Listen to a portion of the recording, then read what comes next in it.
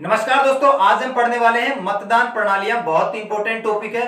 Voting systems के बारे में पढ़ने वाले हैं कि कौन कौन सी मतदान प्रणालियां, कौन कौन से वोटिंग सिस्टम भारत की चुनावी प्रक्रिया के दौरान चलते हैं। ठीक है, विधानसभा, लोकसभा, एमपी, एमएलए, राष्ट्रपति, उपराष्ट्रपति, लोकसभा अध्यक्ष, उपाध्यक्ष, सभापति, उपसभापति, इन सबके चुनाव में बहुत सारी चुनावी प्रक्रियाओं का जिक्र होता है। तो तीन प्रकार की प्रणालियां मैं आपको पढ़ाने वाला हूं, बहुत ही इंपॉर्टेंट है। कई बार होता क्या है कि बच्चे बहुत सारा पढ़ लेते लेकिन पता नहीं पाता, क्लियर नहीं हो पाता कि एक्चुअली में प्रणाली है क्या।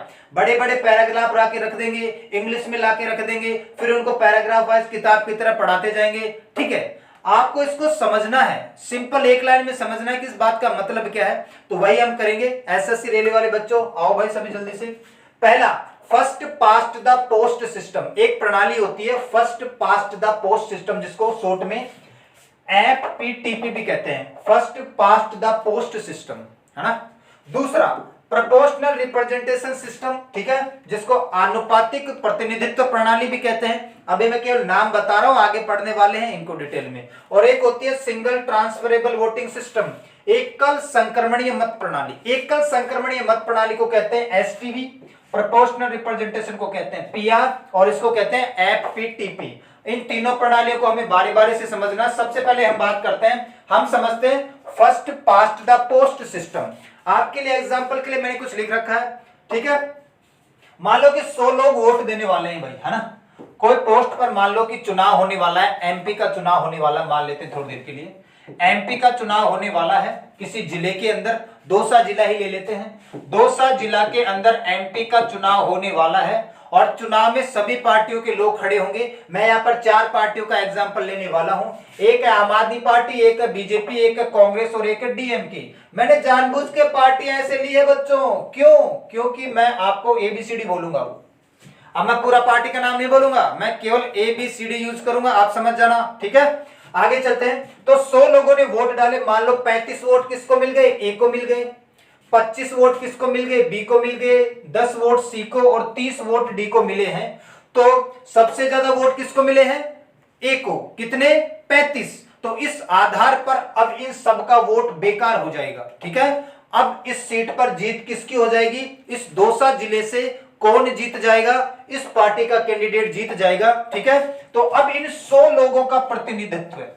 वोट तो 100 लोगों ने डाला था ना, तो अब इन 100 लोगों का प्रतिनिधित्व कौन करेगा? ये इस पार्टी का आदमी प्रतिनिधित्व करेगा, क्योंकि सबसे ज्यादा वोट इसको मिला है। तो इनके वोटों की कोई कीमत नहीं है, ये सब हार चुके हैं। या आप इसको परसेंटेज के माध्यम से भी समझ सकते हैं कि भाई 35% वोट इसे, 25% इसे और 30% इसे। सबसे ज्यादा परसेंट वोट किसे मिले हैं? ए को मिले हैं, तो ए की जीत हो जाएगी। अब इन 100 के 100 लोगों का रिप्रेजेंटेशन, प्रतिनिधित्व करने वाला है कौन? ए करने वाला है। ऐसे समझ लो कि 100 चॉकलेट है और हमने 35 इसको, 25 इसको, 10 इसको और 30 इसको बांट दी। सबसे ज्यादा चॉकलेट किसे मिली है? 35 को, है ना। सबसे ज्यादा चॉकलेट मिली है ए को, तो ये सारी की सारी चॉकलेट अब किसकी हो जाएगी? ए की हो जाएगी। 35 चॉकलेट, सबसे ज्यादा चॉकलेट ए को मिली है, तो इन सब की चॉकलेट बेकार है। अब ये 100 की 100 चॉकलेट किसको मिल जाएगी? ए को मिल जाएगी। अगर मैं दूसरे शब्दों में कहूं तो इन 100 के 100 लोगों का प्रतिनिधित्व करेगा ये आदमी। इस प्रकार की चुनाव का हम ज्यादातर मैक्सिमम यूज करते हैं सिंगल पोस्ट के चुनाव के लिए। जैसे सरपंची का चुनाव होने वाला है, किसी गांव में सरपंची का चुनाव होने वाला है, तो सभी पार्टियों के लोग खड़े होंगे, एक आदमी जीतेगा। First past the post system, जिसको सबसे ज्यादा वोट मिलेगा उसकी जीत हो जाएगी। अब उस पूरे के पूरे गांव का प्रतिनिधित्व कौन करने वाला है? वो अकेला व्यक्ति करने वाला है। वोट तो इनको भी मिले है ना, लेकिन इनके वोटों की कोई कीमत नहीं है। कीमत किसकी है? जिसको सबसे ज्यादा वोट मिला है। अब उन सबके सब लोगों का प्रतिनिधित्व वो अकेला आदमी करने वाला है। मान लो जिले में सांसद का चुनाव होने वाला है, तो कोई एक कैंडिडेट जीतेगा। विधायक का चुनाव होने वाला है, एमएलए का चुनाव होता है, तो कोई एक कैंडिडेट जीतेगा। अब समझते हैं इस वाली को, प्रोपोर्शनल रिप्रेजेंटेशन किसे कहते हैं। प्रोपोर्शनल रिप्रेजेंटेशन में भी मैंने आपको देखो एग्जांपल बदले नहीं है, सेम टू सेम रखा है। Aam Aadmi Party, BJP, Congress, DMK, A B C D example रखा है। 100 लोग वोट देने वाले हैं। मान लो 35% वोट इसको मिले हैं, 25% वोट इसे मिले हैं, 10% वोट इसे मिले हैं और 30% वोट इसे मिले हैं। अब होगा क्या? जितने प्रतिशत वोट मिले हैं ना, उस वोटों के प्रतिशत के आधार पर वो प्रतिनिधित्व करेगा। जिस अनुपात में इनको वोट मिले हैं, जिस अनुपात में इनको वोट मिले हैं, उसी अनुपात के आधार पर ये लोगों का प्रतिनिधित्व करेंगे। क्योंकि 100 में से 35% लोगों ने इसको चुना है, तो इन 100 लोगों में से, ठीक है, इन 100 लोगों में से 35% लोगों का प्रतिनिधित्व ये करने वाले हैं। ठीक है, इस 100 में से 25% लोगों का प्रतिनिधित्व बीजेपी करने वाली है, इन 100 लोगों में से 10% लोगों का प्रतिनिधित्व कांग्रेस करने वाली है, और इन 100 लोगों में से 30% लोगों का प्रतिनिधित्व डीएमके करने वाली है। इसको मैं आपको एक और थोड़ा सा फ्लो चार्ट ही बना रखा है मैंने। 100% वोट में से 35% वोट मिले हैं इसको, ठीक है, तो 35% वोट अगर इसको मिले हैं, अनुपात के आधार पर 35% है, तो 35% लोगों का प्रतिनिधित्व ये पार्टी करेगी, 25% लोगों का प्रतिनिधित्व ये पार्टी करेगी, 30% लोगों का प्रतिनिधित्व ये पार्टी करेगी, और 10% लोगों का प्रतिनिधित्व ये पार्टी करेगी। तो जिस अनुपात में आपको वोट मिला है, उस अनुपात के आधार पर आप उसका प्रतिनिधित्व करने वाले हैं। यहां पर तो जिसको सबसे ज्यादा वोट मिले हैं ना, वो सबका प्रतिनिधित्व करेगा, इनकी कोई मायने नहीं है, ये हार चुके हैं। लेकिन यहां पर जिसको सबसे ज्यादा या सबसे कम, जिस भी प्रकार का अनुपात के आधार पर वोट मिला है, उसी अनुपात में वो प्रतिनिधित्व करेंगे। इसलिए इसका नाम है आनुपातिक प्रतिनिधित्व। अनुपात के आधार पर प्रतिनिधित्व करा, जिस अनुपात में वोट मिला है उसी अनुपात में प्रतिनिधित्व करना। प्रोपोर्शनल रिप्रेजेंटेशन, जिस प्रोपोर्शन में आपको वोट मिला है उसी प्रोपोर्शन में आप रिप्रेजेंटेशन करेंगे। और इसका एग्जांपल मैं आपको बता रहा हूं, जैसे लोकसभा और विधानसभा के चुनाव होते हैं, तो लोकसभा के चुनाव में 543 सीटों पर हुए हैं ना, तो 543 सीटों पर मान लो कि 200 सीट पर कौन जीती है, बीजेपी। मान लो 100 सीटों पर कौन जीती है, कांग्रेस। मान लो 50 सीटों पर कौन जीती है, डीएमके। तो इन 200 सीटों पर कौन जीती है, बीजेपी। सबसे ज्यादा सीटों पर बीजेपी जीती है, तो सिंपल सी बात है कि भारत के सबसे ज्यादा एरिया का रिप्रेजेंटेशन बीजेपी पार्टी के द्वारा किया जाएगा। उसके बाद दूसरे नंबर पे कांग्रेस को मिली है 100 सीटें, मतलब दूसरे नंबर पे जनता सबसे ज्यादा प्रतिनिधित्व किसका है, कांग्रेस पार्टी का। तो इतने लोगों का क्या, इतने लोगों का जितना उनको प्रतिशत में वोट मिला है, उतने लोगों का प्रतिनिधित्व कांग्रेस करने वाली है। तो सिंपल ये है कि जिस अनुपात में आपको वोट मिला है, उसी अनुपात के आधार पर आप प्रतिनिधित्व करने वाले हैं। यहां पर वोट बेकार नहीं होता है, जैसे लोकसभा और विधानसभा का चुनाव। जैसे मान लो 100 चॉकलेट है, 100 चॉकलेट में से 35 चॉकलेट इसको मिली है, 25 इसको, 10 इसको और 30 इसको, तो इनको ये चॉकलेट मिली रहेगी। जिसको जितनी चॉकलेट मिली है उतनी चॉकलेट खानी है उसको। इसको 35 चॉकलेट खानी है, इसको 25, इसको 10, इसको 30। लेकिन यहां क्या हो रहा था, ये 100 की 100 चॉकलेट खाता है भाई साहब, क्योंकि इसको सबसे ज्यादा प्रतिशत वोट मिला है। तो ये हम सिंगल कैंडिडेट के लिए, चुनाव के लिए हम यूज करते हैं, सरपंच, एमपी, एमएलए, पार्षद। और ये पूरा का पूरा, चाहे हमारी लोकसभा का चुनाव हो, विधानसभा का चुनाव हो। लोकसभा का मतलब पूरे के पूरे देश का चुनाव एक साथ, और विधानसभा का चुनाव का मतलब पूरे के पूरे राज्य का चुनाव एक साथ।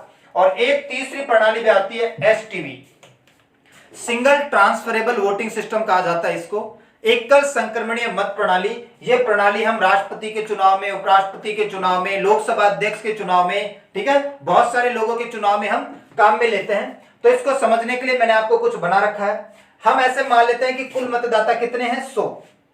कुल मतदाता, कुल वोट डालने वाले हैं 100 आदमी, और हमें चाहिए क्या, 50% प्लस एक ज्यादा, उसका आधा करो, मतलब 50 हो गए प्लस एक ज्यादा, 51 लोग चाहिए हमें।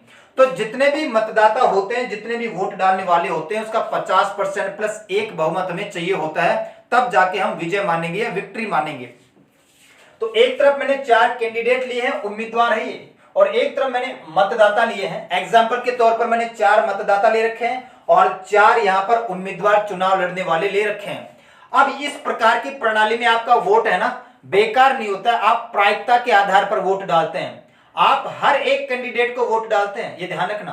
प्रत्येक कैंडिडेट को आप वोट डालते हैं, प्रायिकता के आधार पर वोट डालते हैं कि भाई पी का ऐसा कहना है कि भाई मुझे सबसे ज्यादा ए पसंद है, ए ना जीते तो बी जीत जाए, बी ना जीते तो सी जीत जाए, सी ना जीते तो डी जीत जाए। तो पी ने प्रायिकता दे दी, ये मतदाता है, सबसे ज्यादा इसको, इसको, इसको और इसको। वैसे क्यू ने अपनी प्रायिकता दे रखी है, क्यों ये चाहता है कि भाई मैं सबसे ज्यादा बी को पसंद करता हूं, बी जीते, अगर बी ना जीते तो फिर सी जीत जाए, सी ना जीते तो डी जीत जाए, और डी ना जीते तो ए जीत जाए, कोई दिक्कत वाली बात नहीं है। वैसे आर ने भी प्रायिकता दे रखी है और एस ने भी प्रायिकता दे रखी है, तो प्रत्येक व्यक्ति को आप वोट डालते हैं, आप प्रायिकता देते हैं, प्रायोरिटी देते हैं कि सबसे ज्यादा पसंद मुझे ये है, ये ना जीते तो भाई ये जीत जाए, ये ना जीते तो ये जीत जाए, तो प्रायिकता आपने भर दी है।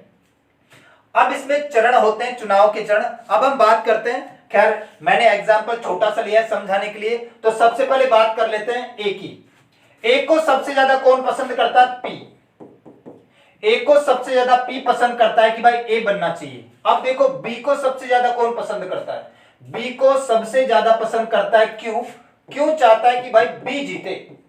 बी को सबसे ज्यादा पसंद कौन करता है? क्यों करता है? सी को सबसे ज्यादा पसंद कौन करता है? आर करता है। सी को सबसे ज्यादा पसंद आर करता है। आर ये चाहता है कि भाई सी बनना चाहिए मेरे हिसाब से, बाकी लोगों को मैं बाद में रखूंगा।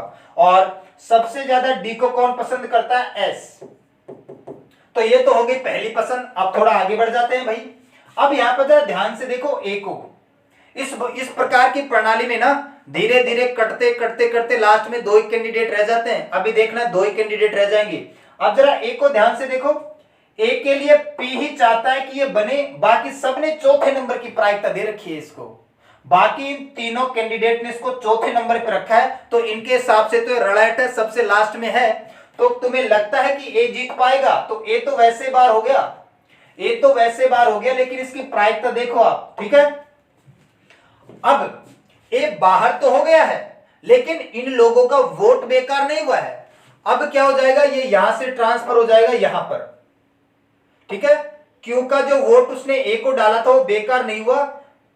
ए तो हारने वाला है, इसका वोट ट्रांसफर हो जाएगा कहां पर? 3 के पास। इसका वोट इससे अगली वाली प्रायिकता पर ट्रांसफर हो जाएगा और इसका वोट यहां ट्रांसफर हो जाएगा। यहां पर हो क्या रहा है? संक्रमण हो रहा है, आगे खिसक रहे हैं लोग, इसलिए इसका नाम एकल संक्रमणीय मत प्रणाली है। संक्रमण हो रहा है यहां पर। अब उसके बाद हम पकड़ लेते हैं किसको? डी को पकड़ो जरा, है ना। डी को ध्यान से देखो। डी के पास भी पी ने इसको 4 नंबर पे रख रखा है, क्यू ने और आर ने इसको 3-3 नंबर पे रख रखा है। केवल एस ने ही इसको पहली प्रायिकता दे रखी है भाई साहब को, तो एस के हिसाब से तो जीतना चाहिए, बाकी इन तीनों ने इसको लास्ट पे रख रखा है। तो क्या तुम्हें लगता है डी जीतेगा? डी भी नहीं जीतेगा भाई। कितने कैंडिडेट बच गए? 2 कैंडिडेट बच गई, तो डी भी नहीं जीतेगा, लेकिन वोट तो बेकार नहीं हुआ। अब ये कहां से कहां ट्रांसफर हो जाएगा? अब ये यहां से यहां ट्रांसफर हो जाएगा। ये कैंडिडेट तो नहीं जीतेगा, तो इसकी जगह ये नहीं जीतेगा, तो कौन जीत जाए? इससे पहली प्रायिकता वाला, है ना। ये ना जीते तो कोई बात नहीं है, अब ये कहां पर ट्रांसफर हो जाएगा? यहां पर। ये ना जीते तो कोई बात नहीं, अब ये कहां पर ट्रांसफर हो जाएगा? यहां पर। ये ना जीते तो कोई बात नहीं, अब ये कहां पर ट्रांसफर हो जाएगा? यहां पर। तो वोट बेकार हुआ नहीं, आगे खिसक गया वो, उससे अगली वाली प्रायिकता के पास, जिसको उसने ज्यादा पसंद किया था वहां पहुंच गया ये। अब बचा है बी और सी। बी और सी की बात कर लेते हैं। अब जरा बी को और सी को देखो। अब देखो बी को क्यू ने तो 1 नंबर पे ले रखा है, ठीक है। बाकी पी, आर और एस ने 2-2 नंबर दे रखा है। पी ने भी 2 नंबर पे रखा है, आर ने भी 2 नंबर पे रखा है और एस ने भी 2 नंबर पे रखा है। अब जरा सी की बात कर लेते हैं। सी को ध्यान से देखो। पी ने इसको 3 नंबर पे रखा है और क्यू ने इसको 2 नंबर पे रखा है और एस ने इसको 3 नंबर पे रखा है। तो जरा देखना, इसको 1 नंबर, इसको 1 नंबर, बराबर चल रहा है मामला। यहां पर 2, यहां पर 2, ठीक है। यहां पर 2, यहां पर 2, ठीक है। सॉरी, यहां पर 2, यहां पर 2, ठीक है। और यहां पर 2 और यहां पर 3, ठीक है। तो जीत कौन रहा है? ये वाला जीत रहा है। इसको एक कैंडिडेट प्रायिकता दे रहा है कि ये जीते, 25% तो यहां से मिल गया। इसको 3 कैंडिडेट लोग चाह रहे हैं कि ये जीते, दूसरी प्रायिकता दे रहे हैं, तो 25, 25 और 25, 75% वोट इसको मिल गया है, ठीक है। तो इसको कितना वोट मिल गया? 75%। भाई 25% वोट तो इसके पास चला गया। एक ही आदमी चाह रहा है कि ये जीते। यहां पर कितने आदमी चाह रहे हैं? 3 आदमी चाहते हैं कि ये बने। तो 25%, 25%, 25%, टोटल आदमी कितने हैं? 4 है ना। तो 4 में से इसको एक ही आदमी पसंद करता है और 4 में से इसको 3 आदमी पसंद करते हैं 2 नंबर के ऊपर, तो इसको ज्यादा लोग पसंद करते हैं। इस प्रकार जीत किसकी हो जाएगी? बी की जीत हो जाएगी। तो यही क्या थी आपकी एकल संक्रमणीय मत प्रणाली थी। ठीक है, सिंगल ट्रांसफरेबल वोटिंग सिस्टम। तो 3 प्रकार की प्रणालियां चलती है। आज के लिए इतना ही करते हैं, मिलते हैं नेक्स्ट क्लास में, तब तक के लिए सभी को धन्यवाद।